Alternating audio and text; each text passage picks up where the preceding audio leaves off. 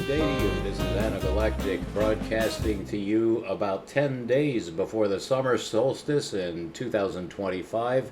Today I'm bringing back something from the very beginning. This is the 3-year anniversary of this YouTube station, Galactic. It began on June 2nd with my very first broadcast.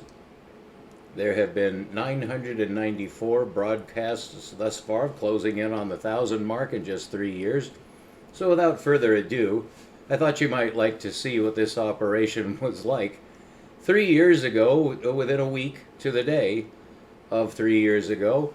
I hope you enjoy this. This will only be about an 8-minute video. Thank you for tuning in, and I hope you enjoy this time machine experience. Good day to you. This is A&E broadcasting to you from Chico, California. This is our 5th. I bill myself as a amateur scientist who is seeking the truth that science has discovered. That is what science does. It seeks the truth that can be communicated. Science is an art of communication, but it's a unique art of communication. It uses what's called rational logic. It is the pursuit of truth that can be communicated. That alone is science. Technology is a spin-off. Very important one, because we get a pat on the head from the universe from that. That is nothing to put down, and I don't. It's only the group mind that goes along with it. Well, you know that the group mind, if it gets hold of the truth, will turn it into something ugly. Be that as it may, you do need to get back to your origins if you're attempting to answer the most important question that human beings have. And there's 1,000 different forms of this question, and you yourself have at least one specific form of that question that's only for you and only you can answer. That's the one you want to answer. It could be, what is the meaning of life? It could be like, where am I from? But these are third-order questions. You're really asking, why am I here? Or why is this here? Or why something? Well, why is a third-order question. And science cannot deal directly with those. What it can do is reduce your why question to a how question, because we can get it processed. And that becomes extremely important when you get into cosmology, which we will get into again. I'll cover all of these things in the next lecture because we're coming up on 50 minutes, but that's a brief thumbnail sketch of what I do. I'm an amateur scientist in pursuit of the truth, and that's redundant. And, well, I'll just leave it at that. No, I won't.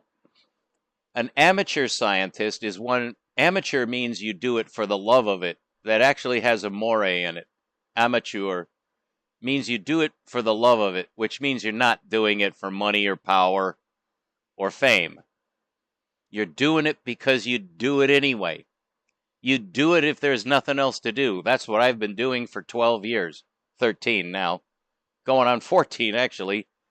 I do science, and I work harder at it than I ever worked at a paying job every single day because I can't get enough of it. I love it. I love knowing the truth. It's very much helped me. I think you can tell that my voice is even. Obviously not worried about death. I do have some filthy habits, but that's okay. It's just my body. Doesn't mean I'm out of my mind. Or if you thought so, I'll name some people and you'll be surprised to hear what they did with themselves. Highly respected men. Well, I'm respectable too. And that's what I'd like to close out this first lecture on this subject, with this word of advice to you, which I've already given to myself to my great benefit. An amateur scientist is one who might be, as well as a tinker or someone who just takes things apart and puts them back together again, which is how we all start as scientists. One way or another, we're doing analysis and synthesis, taking things apart and putting them back together again, because we learn something from it. It makes us happy. A real scientist, the highest scientist, the kind of scientist that we all aspire to, or if we're not aspiring to that, something's wrong with us. You want to be a seeker after the truth. And that does cross the religious boundary. If you're a seeker after the truth, that is actually understood by the universe. You will be singled out for special attention if you do that.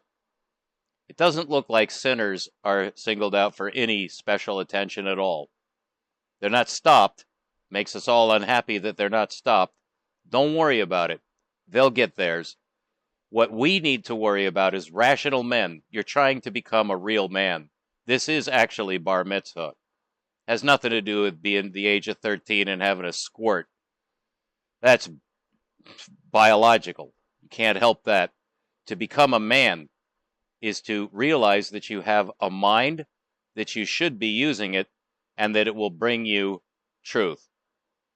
That is recognized on the other side. I don't want to sound like a Native American at this point, like, I'm getting all spooky on you. But when you devote yourself to the truth, that is known in the spirit world. I'll just put it that way. If you're not, then you face the judgment, and we all will do that.